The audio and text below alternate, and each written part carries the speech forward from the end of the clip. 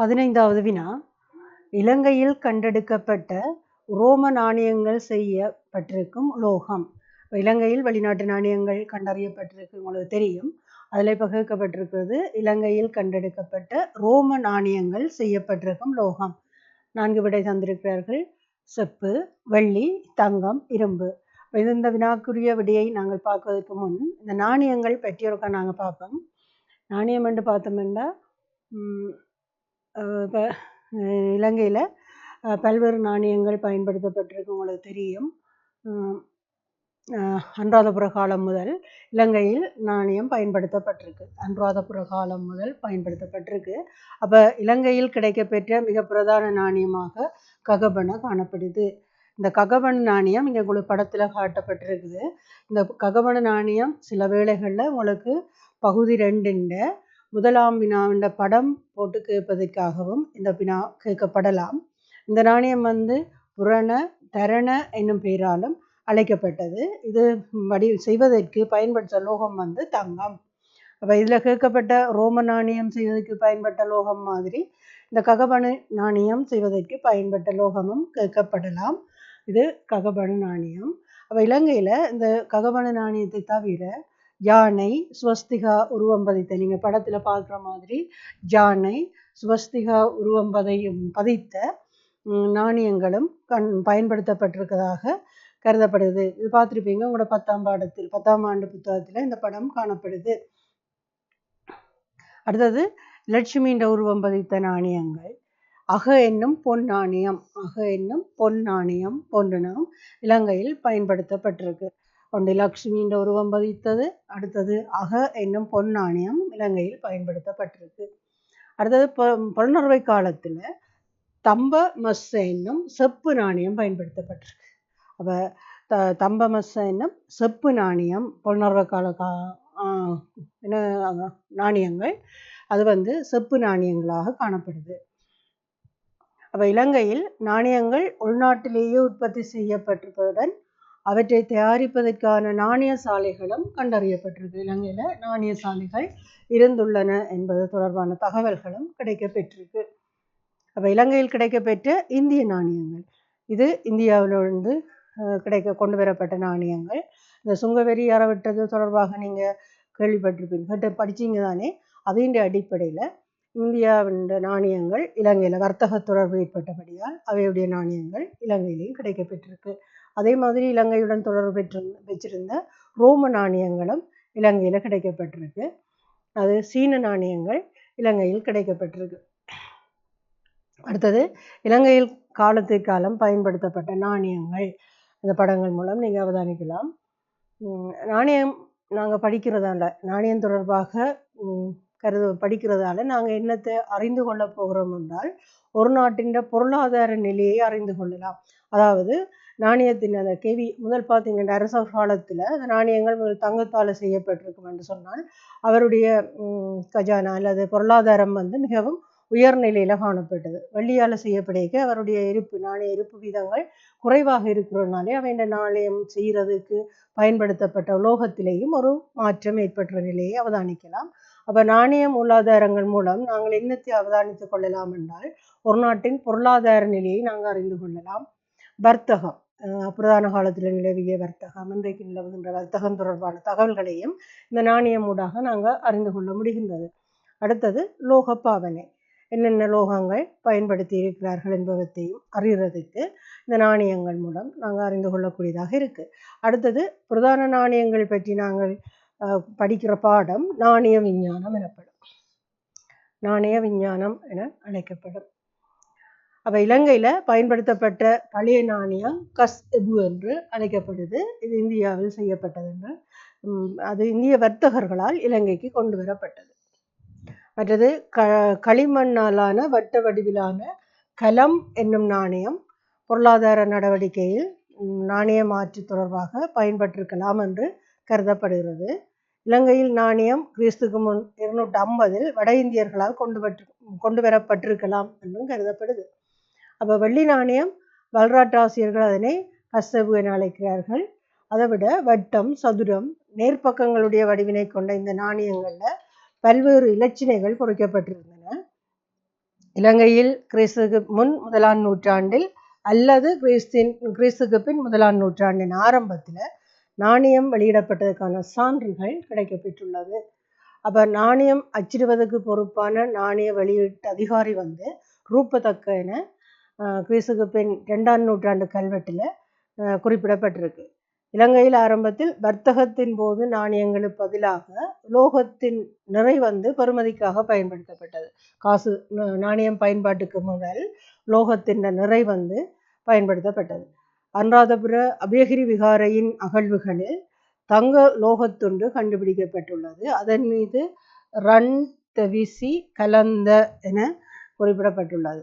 இது கலந்த என்றது நிறையை அளவிடும் அலகு என குறிப்பிடப்படுகிறது. அப்போ இது தொடர்பான வினா உங்களுக்கு கேட்கப்பட்டிருந்த வினா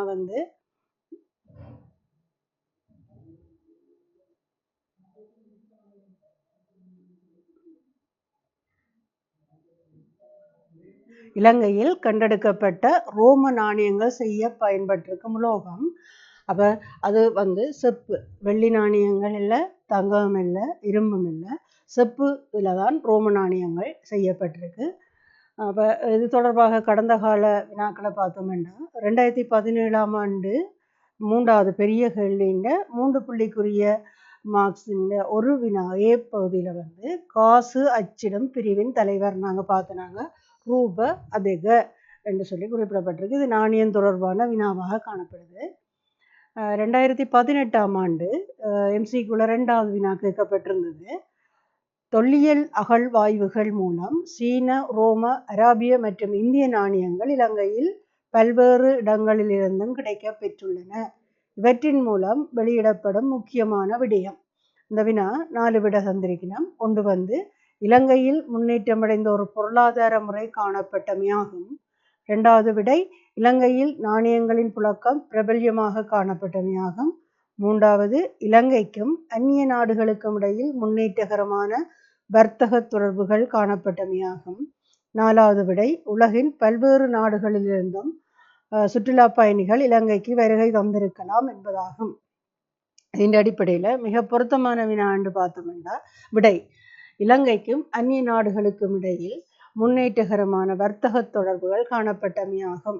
இலங்கையில் முன்னேற்றமடைந்த ஒரு பொருளாதார முறை காணப்பட்டது என்ற இந்த விடையை எடுத்துக்கொண்டோம் என்றால் இதில் நாணயம் செய்வதற்கு பயன்பட்ட உலோகம் அது தொடர்பான விடயங்களாக இருந்தால் அந்த விடை சரியாக இருந்திருக்கும். 2வது விடை இலங்கையில் நாணய புழக்கம் அதிகமாக இருந்தென்றால் இலங்கையில் வெவ்வேறு வகையான நாணயங்கள் பயன்படுத்தப்பட்டது என்ற ரீதியில் வினா அமைந்திருந்தால் அந்த விடை பொருத்தமாக இருக்கும். மற்றது உலகின் பல்வேறு நாடுகளிலிருந்தும் சுற்றுலா பயணிகள் இலங்கைக்கு வருகை தந்திருக்கலாம் என்பது பார்த்தோம் என்று சொன்னால் அது பொருத்தமற்ற ஒரு விடை.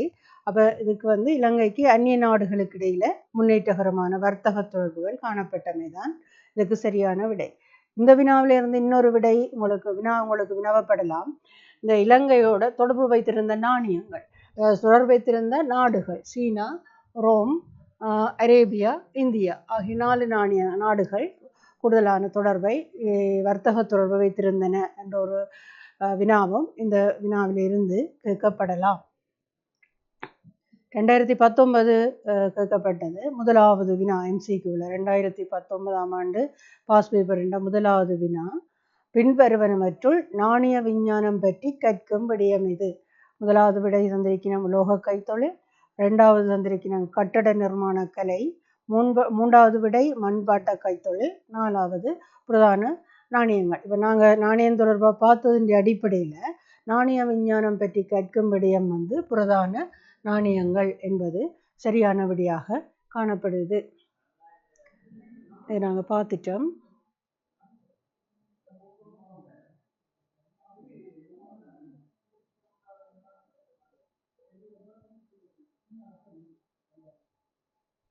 பதினாறாவது வினா 2ஆம் நகரமயமாக்கல் காலத்தில் அரசியலில் காணப்பட்ட பண்பு என்று கேட்டிருக்கணும். ஒன்று அதிகாரம் ஒன்று குவிக்கப்பட்டிருந்தது, 2வது விடை வர்த்தகம் விருத்தி அடைந்திருந்தது, 3 மக்கள் பொருளாதார ரீதியில் வளர்ச்சி நிலையில் காணப்பட்டனர், 4 அதிகார பரவலாக்கம் காணப்பட்டது.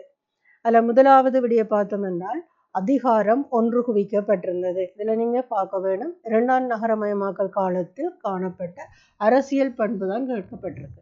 அப்போ அதில் தந்த பொருளாதார பண்பு அரசியல் பண்பை நீங்கள் வேறுபடுத்த வேண்டும். முதல் வர்த்தகம் விருத்தி அடைந்திருந்தது இது பொருளாதார ரீதியான ஒரு பண்பு.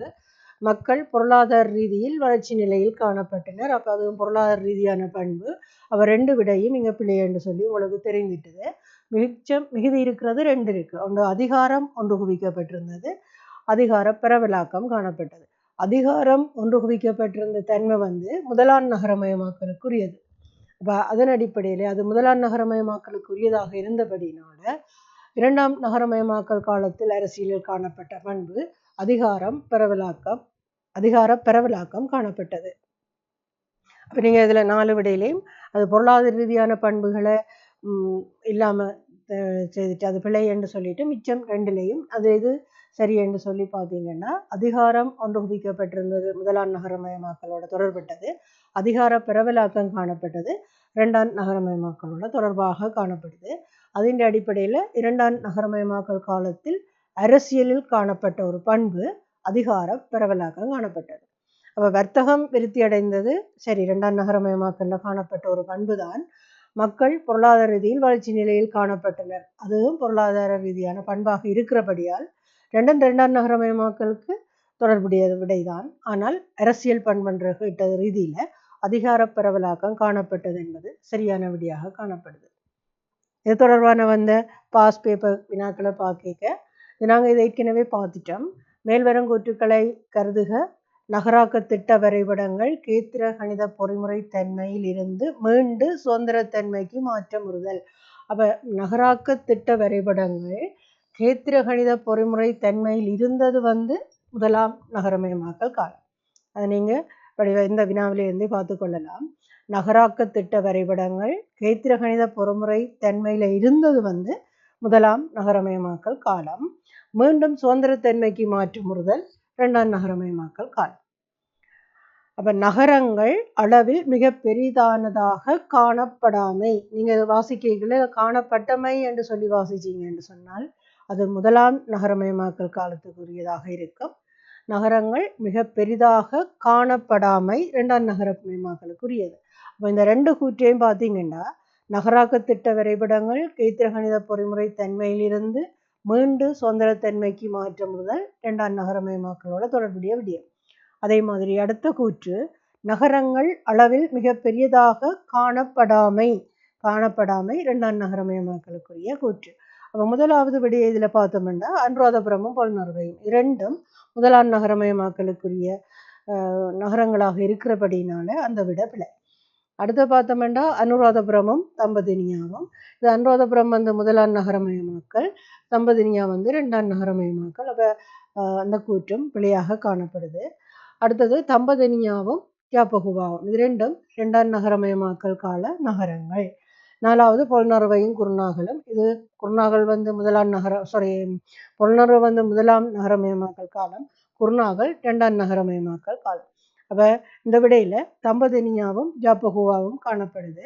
அப்போ இதில் நீங்கள் 2ஆம் நகரமயமாக்கல் இந்த பண்பு என்னென்று பார்த்தோம்னா நகரத்திட்ட வரைபடங்கள் கேத்திர கணித பொறிமுறை தன்மையிலிருந்து மீண்டு சுதந்திரத்தன்மைக்கு மாற்றமுற்றன, மற்ற நகரங்கள் அளவில் பெரியதாக அல்ல சிறியதாக காணப்பட்டன என்று எழுதினாலும் இந்த வினாவுக்குரிய விடை, அதாவது நகரம் தொடர்பாக 2ஆம் நகரமயமாக்கல் இந்த நகரத்தின் பண்புகள் என்று கேட்டால் அதுக்கு எழுதக்கூடியதாக இருக்கும். இந்த வினா தொடர்பான 2016 வந்த வினா MCQல 20வது வினா. மேல்வரும் வரலாற்று நிகழ்வுகளை கருதுக. ஒன்று A 550 ஜாதக கதை நூல் சிங்களத்துக்கு மொழிபெயர்ப்பு செய்யப்பட்டமை. B கண்டிய பிரதேச ஆட்சியாளனான ஜோதிய என்பவன் கிளர்ச்சி ஏற்படுத்தியமை. C சந்திரபானு இலங்கை மீது படையெடுத்தமை. D இபன் பதூதா என்ற அராபிய பிரயாணி இலங்கைக்கு வருகை தந்தமை.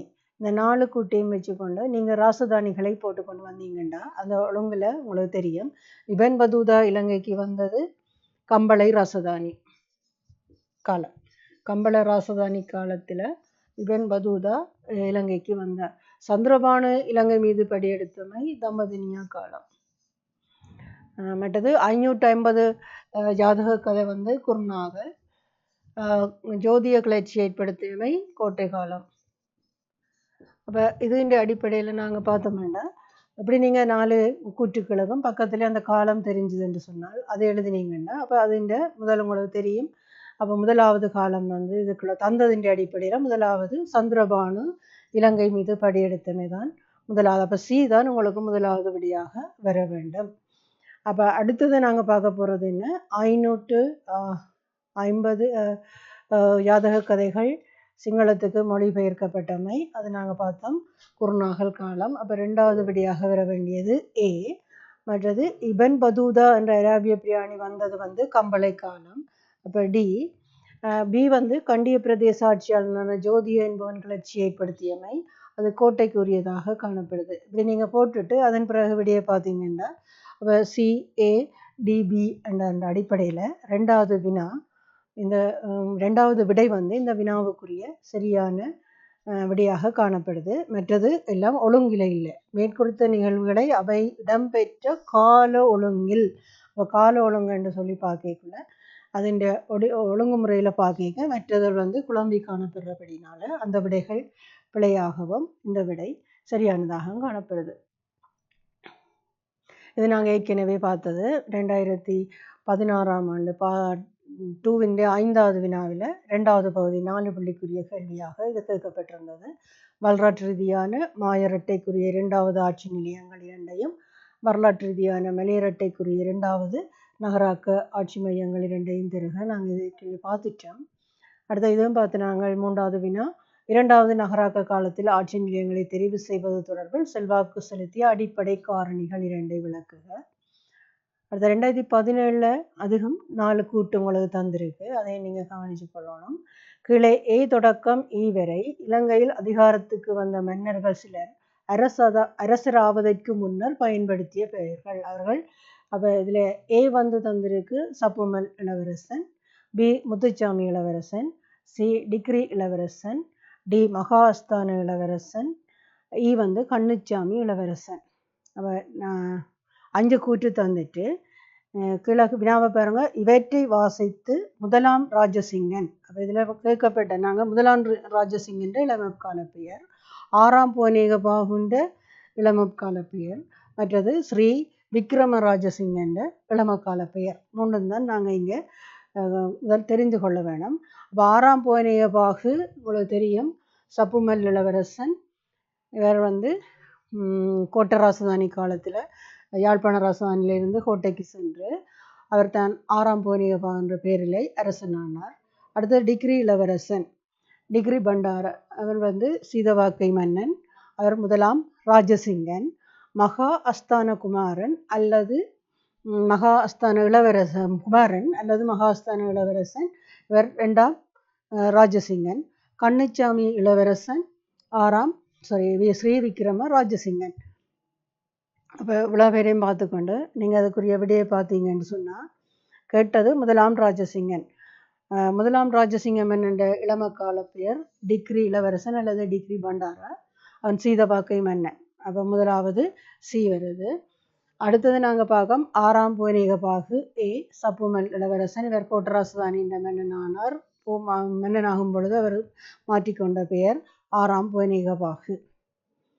அடுத்தது ஸ்ரீ விக்ரம ராஜசிங்கன் கண்டி ராசதானியின் இறுதி மன்னன், இலங்கையின் இறுதி மன்னன் என்றும் சொல்லலாம். கண்ணுசாமி அவருடைய பெயர். அப்போ இந்த சரியான விடை CAE காணப்படுது. அது 2017 வந்த வினா கம்பளை ராசதானி காலத்தில் அரசியல் துறையில் காணக்கூடிய சிறப்பியல்பு. அப்போ இதில் கேட்டது அரசியல் துறை. இந்து மற்றும் மகாஜன செல்வாக்கினால் சிலைமணிகள் தேவாலயங்களை அமைத்தமை இது கம்பள ராசதானி காலம்தான், ஆனால் அது சமய ரீதியானதாக காணப்படுது. தூது இலக்கியங்கள் படிக்க ஆரம்பப்பட்டமை இது கம்பள ராசதானி என்றாலும் அது சமய இலக்கியங்களோட தொடர்புடையதாக காணப்படுது. கேட்டது அரசியல் துறை. தாய் வழி அரசுரிமை முறை ஆரம்பமாதல், அரச உரிமை ஒரே அரச குடும்பத்தின் தந்தையில் இருந்து தனியன்மாருக்கு உரித்தாதல், இதுவும் அரசியல் காரணி, இதுவும் அரசியல் காரணி, 2 அரசியல் காரணியாக இருக்க இதில் நாங்கள் தெரிவு செய்ய போகிறது கம்பள ராசதானிக்குரியது. அப்போ இந்த அரசுரிமை ஒரே அரச குடும்பத்தில் தந்தையிலிருந்து தனியனுக்கு போகிறது ராஜரட்டை காலத்துக்குரிய ஒரு அரசியல் பண்பு அல்லது அரசுரிமையில் காணப்பட்ட ஒரு பண்பு. அப்போ கம்பள காலத்துக்குரிய பண்பாக நாங்கள் கூறப்படுறது தாய் வழி அரசுரிமை மாற்றமுறுதல் அல்லது ஆரம்பமாதல். அதாவது அரசனுக்கு பின் சகோதரியின் மகனுக்கு அரசுரிமை வழங்கப்படுகின்ற ஒரு நிலை. மாமனிடமிருந்து மருமகனுக்கு அரசுரிமை மாறுகின்ற முறை கம்பள ராசதானி காலத்தில் ஏற்பட்ட ஒரு மாற்றமாக காணப்படுது. இது நாங்கள் ஏற்கனவே பார்த்த வினா 2017 வந்த கேள்வி 5ல் 3வது. தம்பதினிய ராசதானியை ஆட்சி செய்த 2ஆம் பராக்கிரமபாகு மன்னனின் ஆட்சி காலத்தின் முக்கியத்துவத்தை 2 காரணிகளின் அடிப்படையாக கொண்டு விளக்குக. அது மாகண்ட ஆக்கிரமிப்பிலும் இருந்து இலங்கையை மீட்டது, மற்றது சந்திரபானு தோற்கடிக்கப்படல், தம்பதினியா கதிகாவது எழுதப்படல், விகாரைகள் புனருத்தாரணம், பௌத்த நூல்கள் எழுத ஆதரவு வழங்குதல், அரசனை நூல்கள் எழுதியமை, கலிகால சாகித்ய சர்வக்ய பண்டிதன் என்ற அரசன் அழைக்கப்பட்டமை போன்ற விஷயங்கள். அப்போ இதை கலந்து கிடக்கு. நீங்கள் எழுதணும் என்று சொன்னால் 2 பொதுவாக கேட்டபடியாக நீங்கள் இதை அரசியல் காரணிகள் மற்றது பொருளாதார காரணி அல்லது ஏனைய காரணிகள் என்று போட்டு நீங்கள் எழுதக்கூடியதாக இருக்கும். இது 2ஆம் நகரமயமாக்கல் கால பொருளாதார நடவடிக்கைகளை 3 காரணிகளின் அடிப்படையில் விளக்குக. இந்த வினா நாங்கள் ஏற்கனவே பார்த்துட்டோம். பொருளாதார காரணியில் விவசாயம் பார்த்து, வர்த்தகத்தையும் பார்த்து, அதோட தொடர்புடைய நாடுகள், விவசாயத்தில் என்னென்ன பயிர் செய்ய வேண்டப்பட்டது அதெல்லாம் பார்த்துட்டோம். அடுத்தது 2018 13வது வினாவாக கேட்கப்பட்டிருந்தது. இதுவும் அந்த கால ரீதியாக ஒழுங்குபடுத்துறது. நீங்கள் அதில் கொஞ்சம் தெளிவாக இருந்தீங்கன்னா இதனுடைய புள்ளிகளை நீங்கள் பெற்றுக்கொள்ளக்கூடியதாக இருக்கும். கீழே ABCD என குறிப்பிடப்பட்டுள்ள வரலாற்று நிகழ்வுகளில் கலிங்கமாகனின் ஆக்கிரமிப்பு இடம்பெற்ற காலத்தில், இப்போ கலிங்கமாகனின் ஆக்கிரமிப்பு இடம்பெற்ற காலத்தில் வாழ்ந்த ஒருவருக்கு அறிந்து கொள்ள முடியாத நிகழ்வுகள், அதாவது கலிங்கமாகண்ட படையெடுப்பில் காலத்தில் வாழ்ந்த ஒருவருக்கு அறிந்து கொள்ள முடியாத நிகழ்வுகள், அதாவது பிற்காலத்தில் நடைபெற்ற மாற்றங்கள் அது உண்டும் அந்த கலிங்கமாகண்ட ஆக்கிரமிப்பு நடந்த காலத்தில் இருந்தவருக்கு தெரிந்து கொள்ள முடியாது. அது தொடர்பான விடைகளைத்தான் நாங்கள் பார்க்க போகிறோம். இதில் உங்களுக்கு தந்திருக்கிற விடையே இபன் பதூதா என்ற அராபிய யாத்திரிகன் இலங்கைக்கு வருகை தந்தமை. இது நாங்கள் பார்த்து நாங்கள் இது கம்படை காலம். இந்த ரூவன் வெளிசாய தாதுகோபம் அனுராதபுர காலம். முதலாம் காசியப்பன் சீரியாவை தனது நிர்வாக மத்திய நிலையமாக தெரிவு செய்தமையும் அனுராதபுர காலமாக காணப்படுது. இளவரசன் சபுமால் சிறிது காலம் யாழ்ப்பாணத்தை ஆட்சி செய்தமை, இது கலிங்கோட்டை காலம். அப்போ இது 2ஐயும் அவர் அறிந்திருக்க மாட்டார். அதன் அடிப்படையில் இபன் பதூதா வந்தது. ஏயும் டியும் இந்த வினாவுக்குரிய சரியான விடையாக காணப்படுது. அப்போ இப்படியான கூற்றுக்கள் தரப்படும் பொழுது நீங்கள் காலத்தை பக்கத்தில் எழுதி கொண்டீங்கண்டா, என்னென்ன ராசதானி காலம் என்று சொல்லி பக்கத்தில் எழுதினீங்கண்டா அது அந்த விடைக்குரிய வினாவுக்குரிய விடையை சரியான விடையை உங்களால் பெற்றுக்கொள்ளக்கூடியதாக இருக்கும். நெடுகம் வர்ற ஒரு வினா 2018ஆம் ஆண்டு கேட்கப்பட்டது. தளபதி செங்கோவினால் இந்நாட்டின் மீது மேற்கொள்ளப்பட்ட சீன இராணுவ ஆக்கிரமிப்பு பற்றி குறிப்பிடும் ஆட்சி காலம். அப்போ எந்த காலத்தில் சீன ஆக்கிரமிப்பு நடைபெற்றதுன்னு சொன்னால், தம்பதினிய காலத்திலே ஆக்கிரமித்தவர் நாங்கள் பார்த்துனாங்க சந்திரபானு. ஜாப்பகுவாவில் கலிங்கராஜன் கோட்டை. அப்போ இதுக்குரிய சரியான விடை கம்பளை காலம். செங்கோ தாக்கினது இலங்கையை கம்பள ராசதானி காலத்தில் தான் தளபதி செங்கோவினால் இலங்கையில் படையெடுப்பு மேற்கொள்ளப்பட்டது. அப்போ அடுத்த வினா பார்த்தோம்னு சொன்னால் 2018ஆம் ஆண்டு 19வது வினாப்பட்டிருந்தது. ஐரோப்பியர்கள் இலங்கையின் எந்த வர்த்தக பொருளை பெற்றுக்கொள்வதற்காக கடுமையாக போட்டியில் ஈடுபட்டார்கள்? கடுமையான போட்டி என்ற அடிப்படையில் இந்த தரப்பட்ட 4 விடயம், இப்போ கருவா, ரத்தினக்கல், பாக்கு, யானை தந்தம் போன்றனவும் வர்த்தக பொருளாக அந்த காலத்தில் காணப்பட்டது. ஆனால் கடினமான போட்டி தொடர்பான வினாவுக்குரிய விடயன்னு பார்த்தோம்னா கருவா தான் அவர்களுக்கு மிகவும் பிரதானமாக காணப்பட்டது. இந்த வினாவுக்குரிய விடை கருவா. 2018 4 மார்க்ஸுக்குரிய கேள்வி. நாங்கள் ஏற்கனவே பார்த்து நாங்கள் அதில் அடுத்த வினாவை பார்த்தோம்னா உயர்மலை குன்றுகளுக்கு அருகாமையில் நிர்மாணிக்கப்பட்ட 2 நிர்வாக மையங்கள், இதுவும் நாங்கள் ஏற்கனவே கலந்துரையாடி இருக்கிறோம். அடுத்தது 2018 4வது வினாண்ட 3வது பகுதி 2வது நகரமயமாக்கல் காலப்பகுதியில் இலங்கையில் இடம்பெற்ற வர்த்தகத்தின் இயல்பு. இது நாங்கள் வர்த்தகத்தின் இயல்பு தொடர்பாக மிக விரிவாக பார்த்துருக்கிறபடினால இந்த வினாவை நீங்கள் வச்சுக்கொண்டு ஆயத்தப்படுத்தினீங்கன்னா சரி. இந்த 2016 18 ஒரு வினா தொடர்ந்து ஒரே கேட்கப்பட்டது. 2016 18 2 வருட இடைவெளி 2020 ஆறாம் பராக்கிரபாகு மன்னன் சிறந்த ஆட்சியாளனாக கருதப்படுவதற்கு ஏதுவான காரணிகள் 3 குறிப்பிட்டு அவற்றை சுருக்கமாக விளக்கு என்று 2016 கேட்கப்பட்டிருந்தது. 2018 கோட்டை ராஜ்யத்தின் 6ஆம் பராக்கிரபாகு மன்னன் நாட்டின் அரசியல் உறுதிப்பாட்டை ஏற்படுத்துவதற்கு செயற்பட்ட விதம் பற்றியும் அவரது ஆட்சி காலத்தில் நாட்டில் ஏற்பட்ட கல்வி இலக்கிய வளர்ச்சி பற்றியும் சுருக்கமாக விவரிக்க. இது மொத்தமாக கேட்டிருக்கலாம், இது பிரித்து கேட்டிருக்கலாம். அப்போ இதுக்கு 3 புள்ளி, இதுக்கு 3 புள்ளி, இதுவும் விட பிரித்து தான் தந்திருப்பார்கள். அப்போ இந்த வினாவும் ஏற்கனவே பார்த்ததன் அடிப்படையில் இந்த வினாக்களுக்கு நீங்கள் விடையை எழுதி பார்த்தீங்கன்னா சிறப்பாக இருக்கும். 2019ஆம் ஆண்டு உங்களுக்கு ஒரு MCQ வினா 17ஆவதாக கேட்டிருக்குது. பின்வரும் அட்டவணையில் ஏயிலிருந்து F வரை உள்ள தகவல்களை கொண்டு 17ஆம் 18ஆம் வினாக்களுக்கு விடை தருக. அதில் 3 விஷயம் அட்டவணையில் தந்திருக்கு. அரசன், ஆக்கிரமிப்பாளர், வல்ராட்டு சம்பவம். 4ஆம் பூவனேகபாகு, 2ஆம் பராக்கிரபாகு. உங்களுக்கு 4ஆம் பூவனேகபாகுண்ட ஆட்சி மையம் எதென்று தெரியும், 2ஆம் பராக்கிரபாகுண்ட ஆட்சி மையம் எதென்று தெரியும். அப்போ 2ஆம் பராக்கிரபாகுண்டைக்கு உங்களுக்கு தெரியணும் சந்திரபானுவோட தொடர்புடையது. இங்கால வெளிகளை தலதா மாளிகை அமைத்த சரி.